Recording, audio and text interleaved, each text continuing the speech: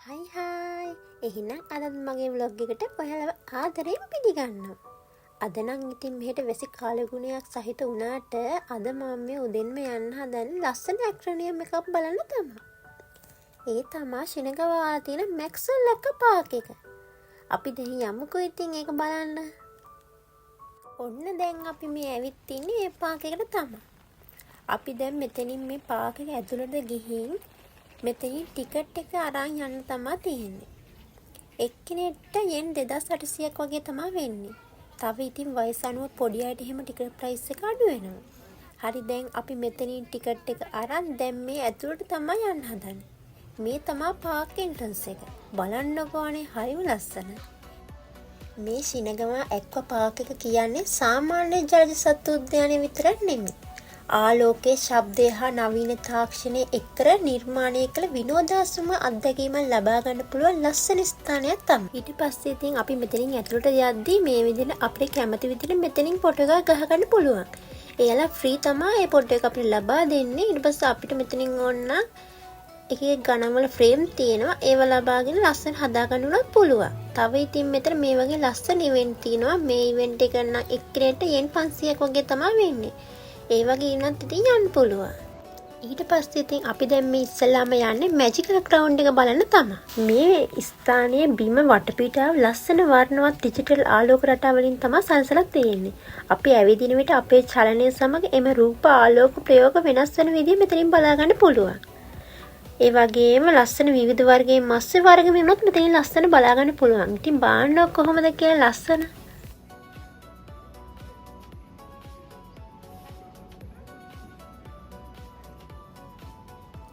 මේ පාක් එකේ මේ මැජිකල් ග්‍රවුන්ඩ් විතරක් නෙමෙයි. තව ලස්සන jellyfish ramble, dolphin show, wonder tube, coral cafe පා වගේ ලස්සන ඒවා බලා ගන්න පුළුවන්. මේ ඇක්‍රනියම් එකේ ජල ජීවි විශේෂ 350කට අධික ප්‍රමාණයක් වගේම සතුන් 20000කට ආසන්න සංඛ්‍යාවක් ජීවත් වෙනවා කියලා තමයි කියන්නේ. ඒ වගේම මෙතනට මේ ඇක්‍රනියම් එක බලන්න විශාල ටූරිස්ට් ප්‍රමාණයක් මෙතනට එනවා කියලා තමයි කියන්නේ.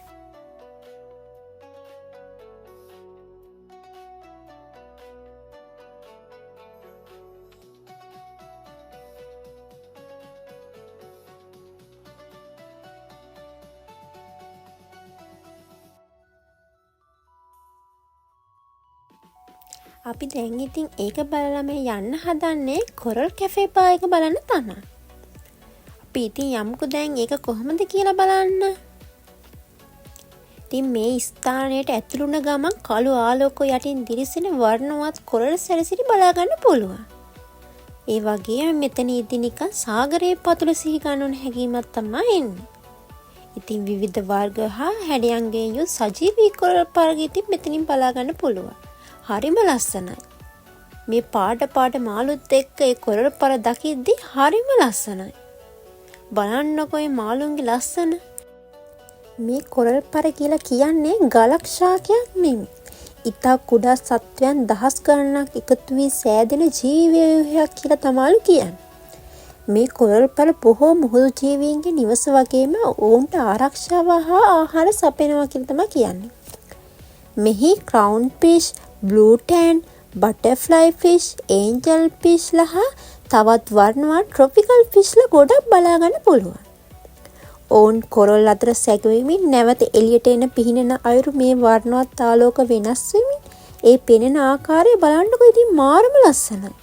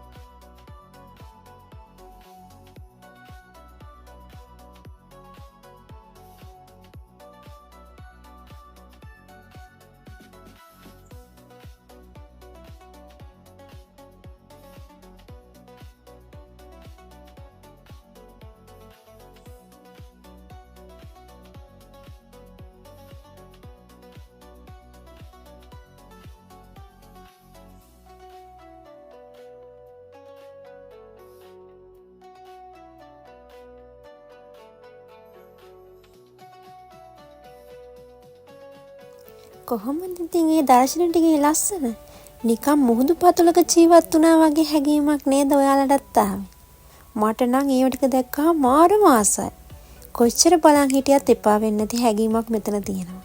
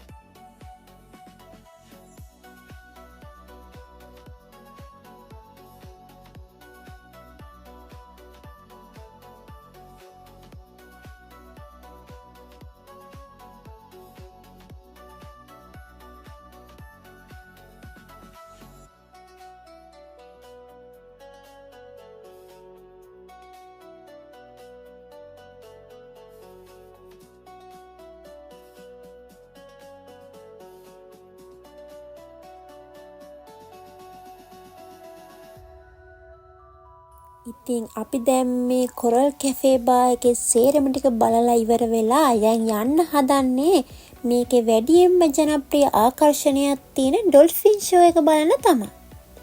මේක තියෙන්නේ මේ අංශක 360ක් වටකුරු මේ ස්ටේඩියම් එකේ තමයි.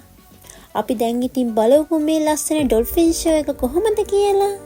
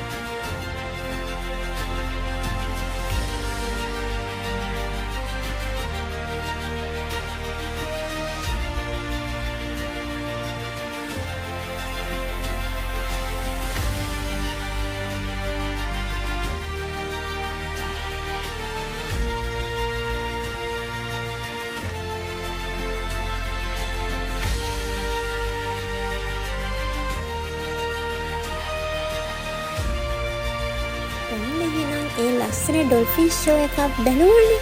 ඊළඟට අපි දැන් යමු වොන්ඩර් ටියුබ් එක බලන්න. මේක ඉතින් විශාල වීදුරු බිත්ති හා වක්‍ර සිවිලිමකින් නිර්මාණය කළ ජලවුමක් තමයි. අපි මෙහෙම ඇවිද යන විට මුහුදු ජීවීන් අපේ හිසට ඉහළින් හා දෙපසින් පිහිනන අයුරු අපට හොඳින් බලා ගන්න පුළුවන්. මේ ටැංකිය තුල රේස්, ස්ටින් රේස්, ෂාක්ස් හා විවිධ ට්‍රොපිකල් ෆිෂ්ලා වැනි මුහුදු ජීවීන් රැසක් බලා ගන්න පුළුවන්. මෙන්න මේ පියාපත් විහිදුවා පියාස කරනවා මෙන් පෙනෙන රේස් හා විශාල ෂාක්ස් වැනි වැඩිම ආකර්ෂණයක් දිනාගත්තා මේ ජනප්‍රිය දර්ශනයක් තමයි. මේ ප්‍රදේශයේ පුරා භාවිතා කර ඇති නිල් හා සුදු ආලෝකය මුහුදේ ගැඹුරු පරිසරයක හැකියාවන් ලබා දෙන නිසා මේ සම්පූර්ණ උවගම සිහින ලෝකයක් වගේ තමයි දිස්සෙන්නේ.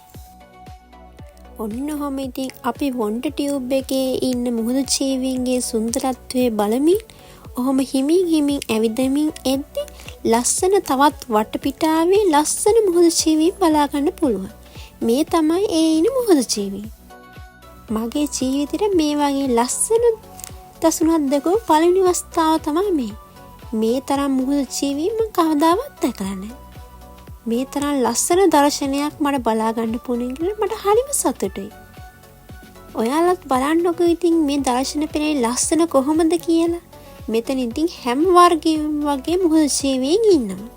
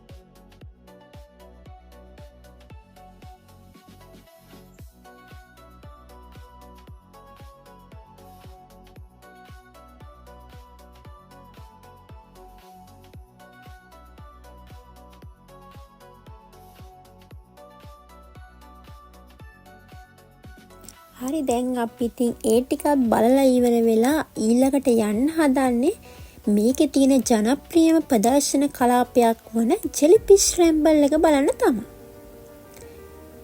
මේකේ තියෙන විශේෂත්වය තමයි වටකුරු ටැංකිය තුල පාවෙන ජෙලිෆිෂ් මත සංගීතයට අනුකූලව ආලෝකයේ වර්ණ මාරු කරමින් විවිධ වර්ණ වලින් යුත් ජෙලිෆිෂ් පාවෙන සජීවී දර්ශන බලා ගන්න පුළුවන්.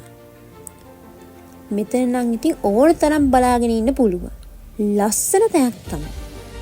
අපි දැන් ඉතින් ගිහින් බලමුකෝ ජෙලිෆිෂ්ලා රටාමවන හැටි මොන වගේ ජෙලිෆිෂ්ලාද මෙතන ඉන්නේ කියලා. මේ ජෙලිෆිෂ් කියලා කියන්නේ මොලයක් හදවතක් ඇටකටු මුකුත් නැතුව ඕන් වසර මිලියන 500කටත් වැඩි කාලයක් මේ පෘථිවියේ ජීවත් වූ ඉතා පැරණි මුහුදු ජීවී විශේෂයක් කියලා. ඔවුන් ජල ධාරාවන් සමග සෙමින් ගමන් කරමින් තමයි දිගු කෙන්ටල් භාවිතා කරමින් තමයි ඉතා කුඩා ජීවීන් ආහාරයට ගන්න. මෙහි ඉතින් විවිධ ජෙලිෆින් වර්ෂ එකිනෙකට වෙනස් හැඩයන් සහ චාර රටාවන් පෙන්වන නිසා සෑම ටැංකියකම වෙනස් අත්දැකීමක් ලබා ගන්න පුළුවන්. සමහර ජෙලිෆිෂ්ලා ඉතා කුඩා හා විනිවිදව පේනවා. තවත් සමහර ජෙලිෆිෂ්ලා විශාල සීනුවක් වගේ පේනවා.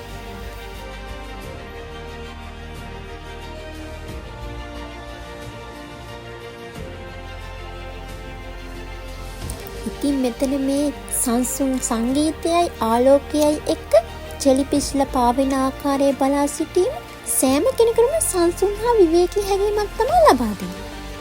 ඉතින් ඒ නිසා මිනිස්සු මෙතන වැඩි වේලාවක් ගත කර හරිම ලස්සන තැනක් තමයි මේ.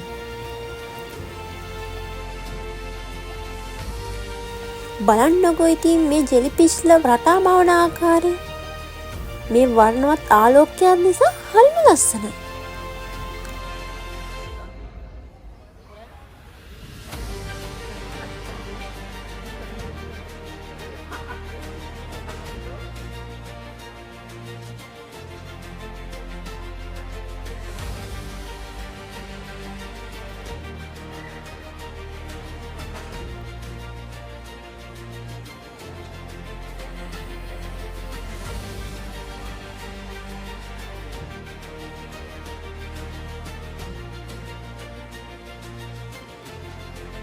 මෙතනින් ඉතින් මේ ජෙලිෆිෂ්ලා රටා මවන ආකාරය වගේම මේ ජෙලිෆිෂ්ලාගේ ජීවන චක්‍රයේ කුඩා අවධියේ සිට ලොකු අවධිය දක්වා මෙයාලගේ සම්පූර්ණ ජීවන චක්‍රය මෙතනින් බලා ගන්න පුළුවන්.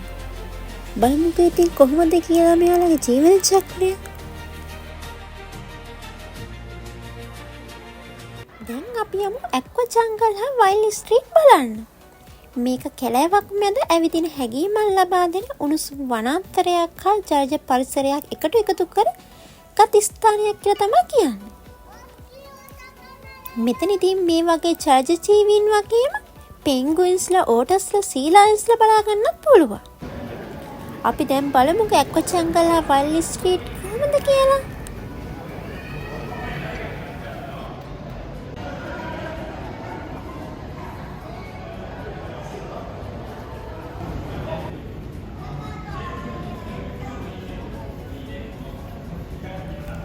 අපි දැන් යමු පෙන්ගුයින්ලා බලන්න. බලන්න ලස්සන මේ පෙන්ගුයින්ලා කොහොමද කියලා. මම පෙන්ගුයින්ලා දැකපු ෆස්ට් ටයිම් තමයි මේ. හරිම ලස්සනයි යාලන. බලන්නකෝ යාලා පීනන ආකාරය. හරිම ලස්සනට වතුරේ පාවි ඉන්නා. මේ පෙන්ගුයින්ලා කියන්නේ පියාසර කරන්න බැරි වුණත් ජලය තුල ඉතා දක්ෂ ලෙස පිහිනන්න පුළුවන් මුහුදු පක්ෂියෙක්. ඔවුන්ට තියෙන ෆ්ලීපර් වැනි පියාපත් නිසා ඉතා වේගින් දියට ගමන් කරන්න පුළුවන්.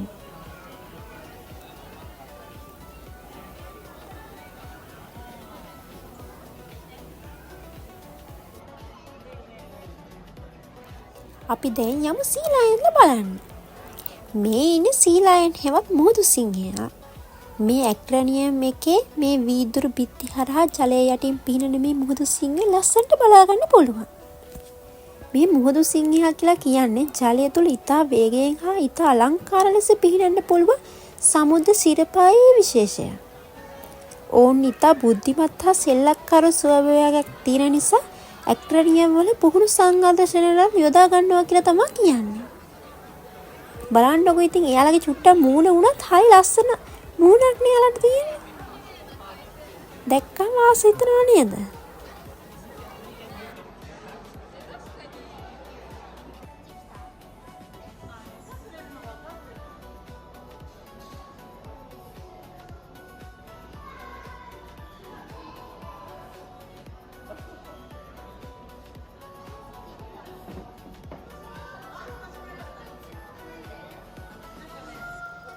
ඔන්න ඔහොම තමයි ඉතින් මේ ඇක්වා පාර්ක් එකේ අද දවසේ ගෙවුනේ. ජල ජීවීන් බල ඉතින් ලස්සන අත්දැකීම් ලබා ගත්තා. ඉතින් මේකේ 20000කට අධික සංඛ්‍යාවක් ජලජ ජීවීන් ඉන්න නිසා ඔක්කොම නම් ඔයාලට පෙන්වන්න බැරුව ගියා. පුළුවන් තරමක් ඔයාලත් එක්ක මම බෙදාගත්තා. ඉතින් මම හිතනවා ඔයාලත් මේකට ආස හිතෙන්නේ නැති කියලා. තවත් ඉතින් මේ වගේ ලස්සන ජල ජීවීන් මේකෙන් බලා ගන්න පුළුවන්. ඉතුරු ටිකත් ඔහොම බලාගෙන යන්නකෝ.